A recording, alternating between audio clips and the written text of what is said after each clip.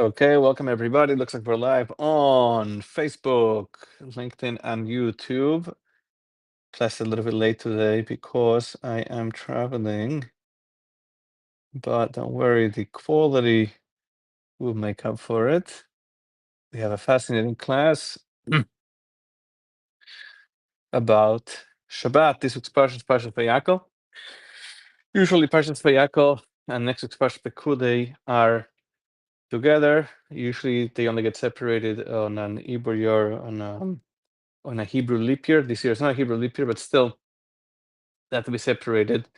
And one of those reasons is that we need to read certain parshas at specific times. Be that as it may, the topic today is Shabbos, Shabbat. We've been in a year and a half into Shabbat. We may not like it, we didn't choose it, but it's been a year and a half since that horrible Shabbat of Simchas Torah, October the 7th. And we're in this Shabbat with the pain, with all the people that were murdered, hurt, abused, and of course the hostages that haven't yet returned. On the other hand, we have something very positive going on, and that is that there has been a lot of attention now given to Shabbat. A lot of things happening on Shabbat, the killing of top terrorists, the return of hostages happening on Shabbos, and also the hostages are coming back. A lot of them speak about how they started keeping Shabbat, they did something for Shabbat, like the female soldiers said recently, many clips going around how they sang Shalom Aleichem in Arabic, usually sang Friday night. Agamberger, she says that she started keeping Shabbos in captivity. And Omer Shem said recently, also one of the hostages that was recently said that while in captivity, he found a bottle of grape juice and he used it to make kiddush for weeks and weeks and weeks until he was released, and the grape juice was not consumed. There was always grape juice in the bottle, which is a modern day Hanukkah miracle. He shared this himself. You could find the clip. And these are people that are not observant, secular people, but it's specifically under these terrible conditions that they wanted to connect to Hashem, to connect the Jewish people by keeping Shabbos. So what is Shabbos all about? That's what we're going to speak about, and we're going to see of course, the connection to the Parsha. There's a few basic questions that we need to ask about Shabbos. Ask anybody whether we keep Shabbos, because Hashem kept Shabbos, right? It says that Hashem rested on the seventh day, but Hashem, of course, he doesn't need to rest. Hashem doesn't need to say, and take a break the way we do after we light the candles Friday night, after a long day of preparing for Shabbos, working hard. But the Torah says, "Va'inafash Shabbos b'nafash." Hashem, so to speak, rested on the seventh day on Shabbos. Now, what happened during the week? Hashem is the one that, as we say in the davening, and Hashem gives strength to the weary. When we're tired, we turn to Hashem to give us strength. So Hashem needs to rest. Hashem gets tired? Of course not. And in fact, the 6 days of creation, even if we speak allegorically, metaphorically, figuratively speaking, Hashem didn't create with his hands, created through speech. Like it says, and God said this in the whole Bereshit in Genesis. Hashem didn't do an action, Hashem created with speech, which is less tiring in human terms.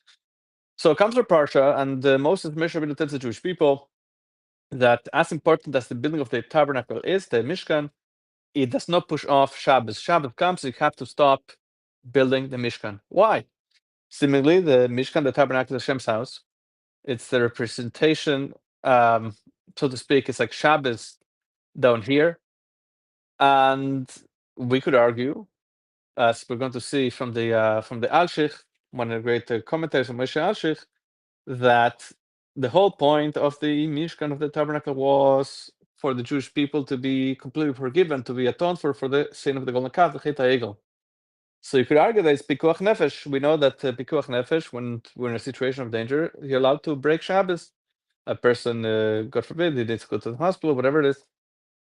And so why don't we say here that building the Mishkan, which is Pikuach Nefesh, a situation of life and death for the Jewish people, right? Until God forgives them fully for the sin of the calf, as God told Moses, he wants to destroy the Jewish people, God forbid. Why doesn't that push off the keeping of Shabbat? Also, another question is, what's the connection between Shabbat and the melachas, the types of work which we do not do? To create a fire back in the day, okay, it was a lot of work, rub the two stones together, but not today. Just strike a match and you're done. So why can't you strike a match? Why can't you go on your phone on Shabbos? Why can't you press the button of an elevator? It takes no work, it takes no effort. And ironically, it would seem that the person that's keeping Shabbos is exerting himself more than somebody who doesn't. So you have to walk by foot to go to shul, to go to visit a friend. You're walking up the stairs. Person that's not keeping Shabbos,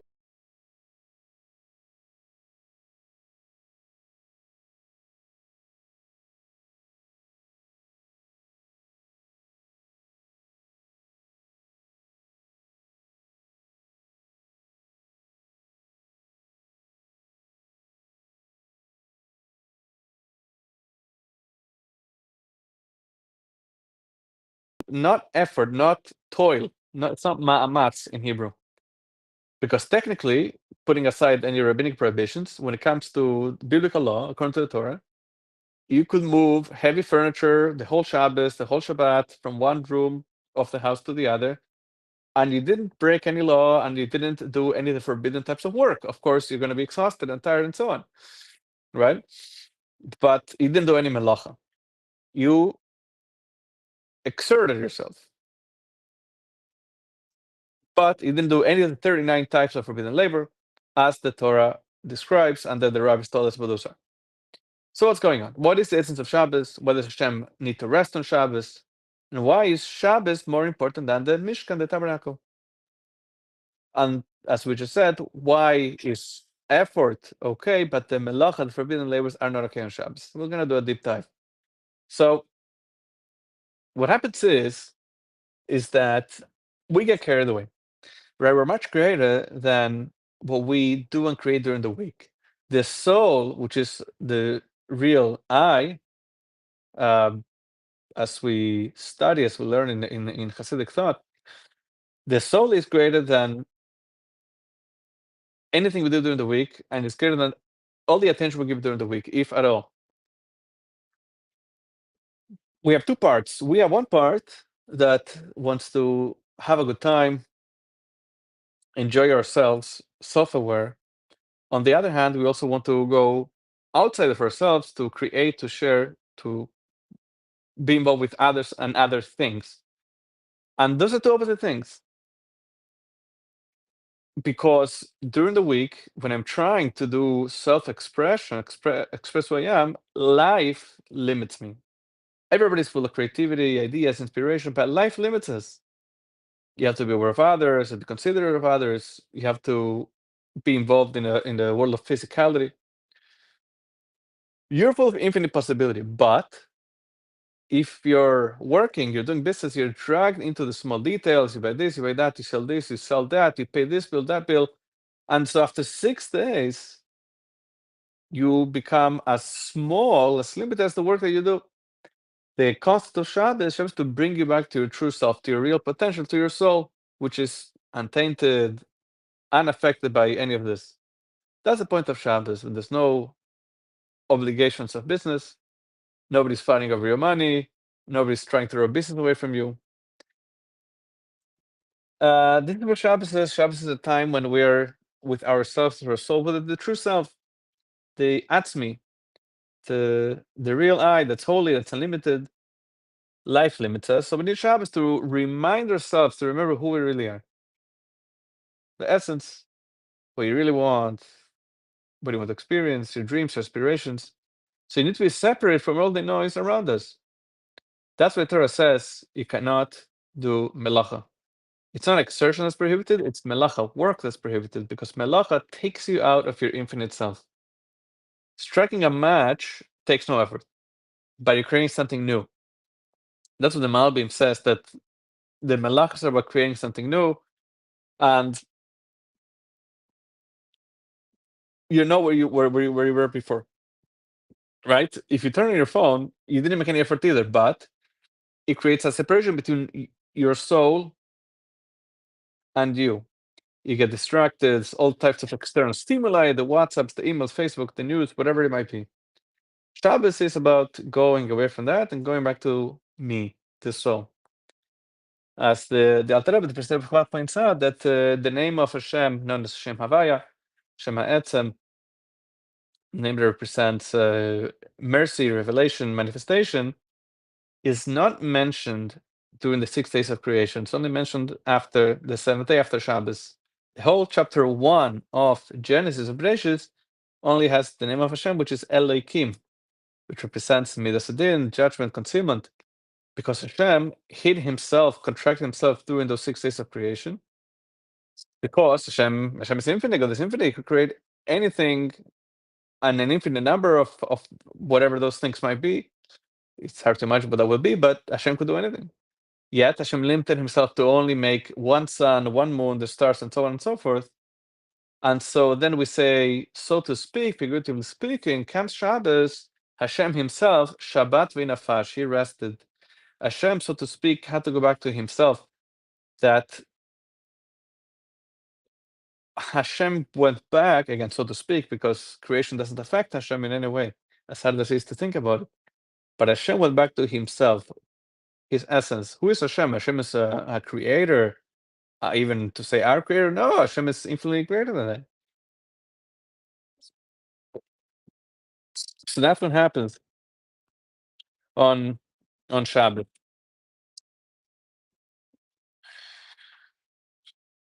Shabbos is a day when you need to be with yourself. And the only way to do this is by staying away from melacha. We don't do any melacha, for types of labor. We learn more Torah, daven better, learn something extra. And it's not the time to waste it reading a newspaper and so on and so forth. It's a time to be touched with your essence, with your soul, the atzmi, the I that is busy running around during the week. So let's go into it. The whole parsha of Yaakov is reasons. Moshe Rabbeinu, Moses is pushing the Jewish people to finish up, do everything that's needed for the construction of the Mishkan, the tabernacle. Last week's parsha, okay, Ki Sisa, Hashem forgave the Jewish people after the sin of the golden calf.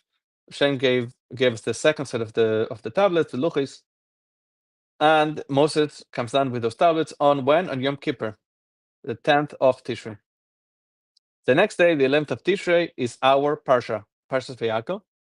Moses gathered from the Jewish people. That's what Vayakal means, and he gathered Kahal. And so Moses says, that I didn't tell you the main thing when I came down yesterday from Mount Sinai for the third time with the set of the tablets. There's one thing I didn't tell you. Not just that God forgave us, but Hashem wants to live with us in a set place, which is the Mishkan, the tabernacle.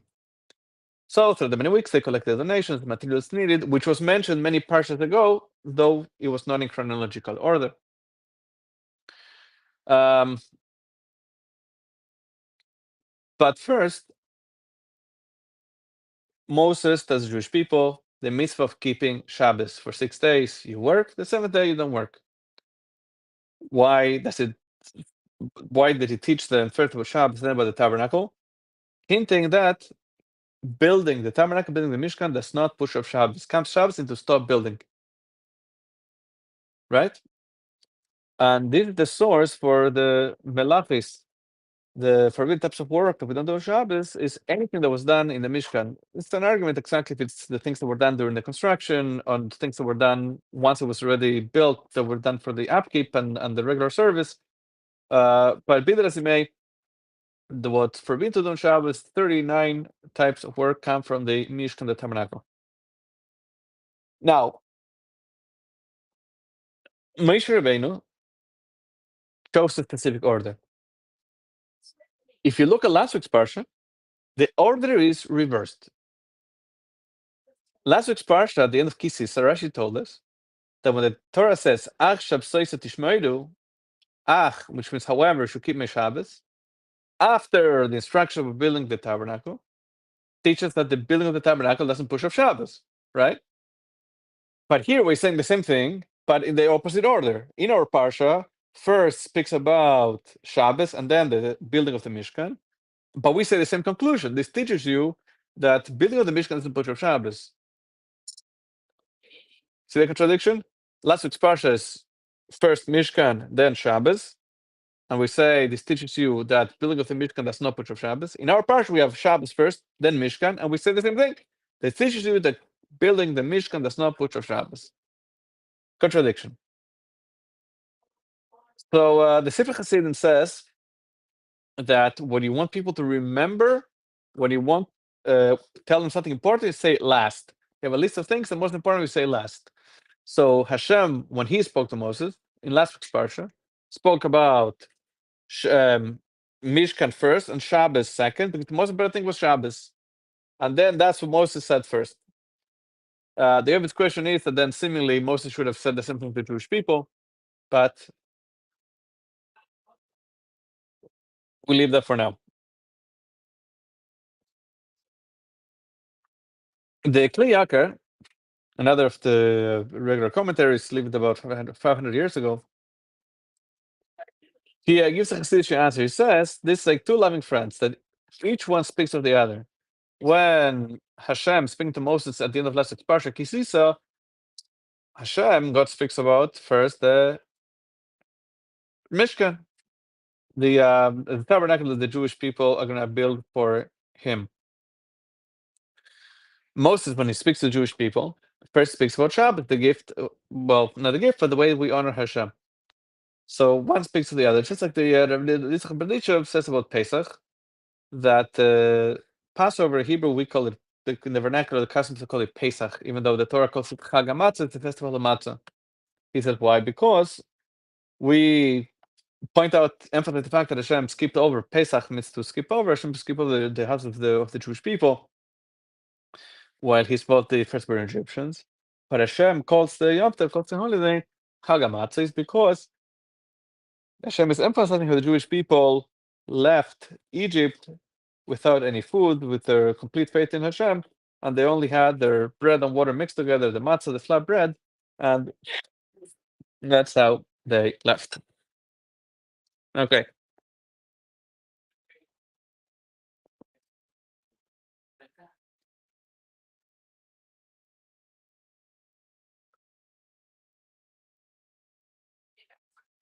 So, moving along here. The question we asked before comes back now. We said, if the tabernacle is important for the Jewish people that represents Hashem's forgiveness for the sin of the golden calf, why couldn't they build on a Shabbos also? Why is not considered pikuach nefesh, a situation of life and death, in which regularly allowed to break Shabbos? Especially since the operation of the Mishkan, the offerings that were brought in the Mishkan, continued on Shabbos. By building it, didn't push off Shabbos. Why? So first, we need to understand more about Shabbos. Excuse me.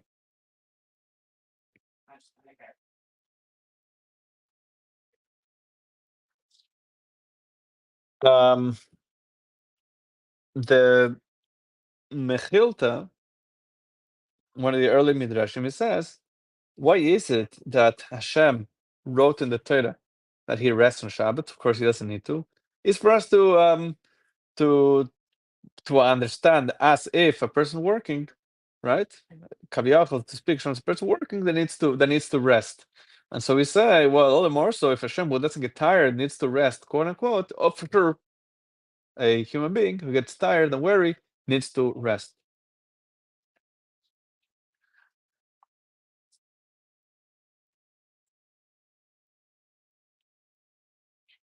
I'm skipping around here.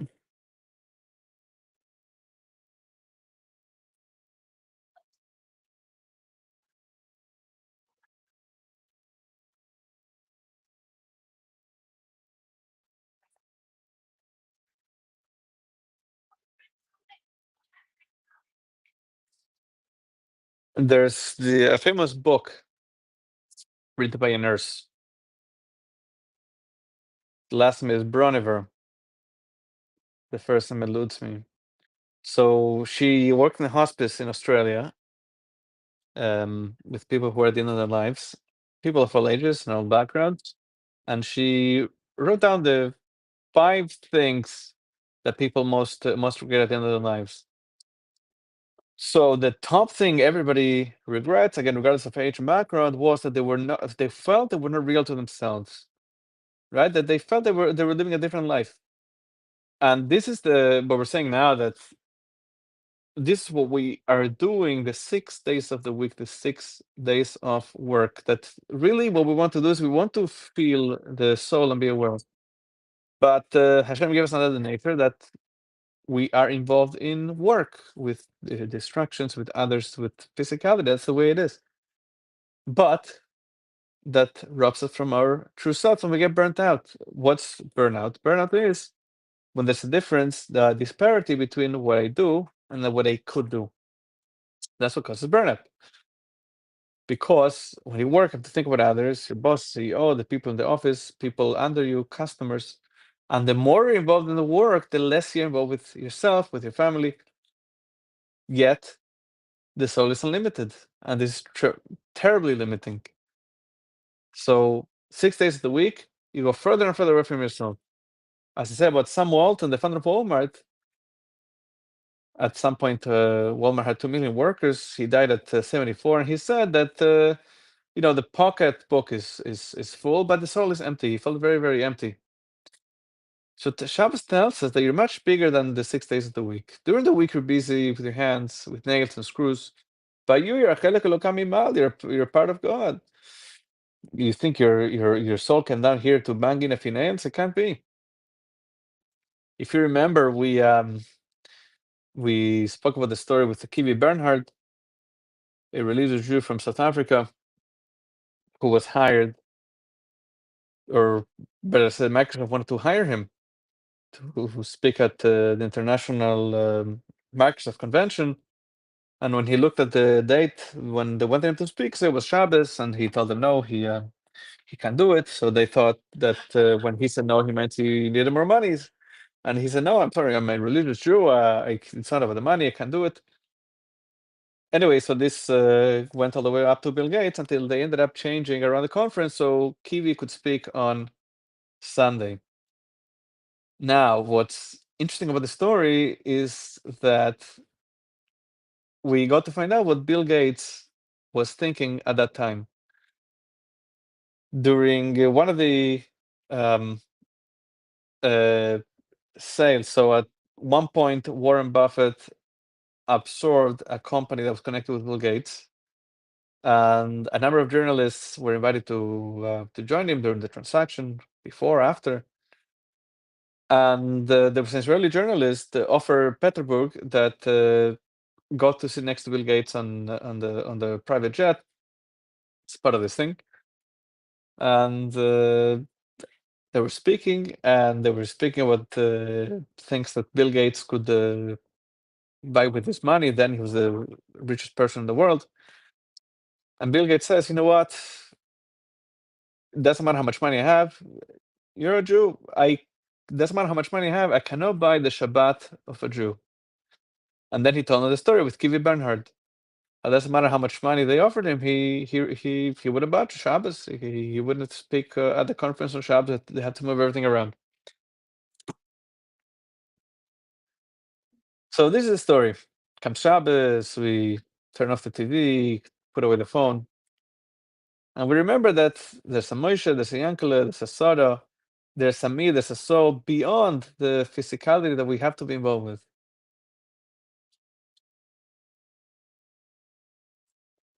There's a lot more to say about this. I skipped here in the notes.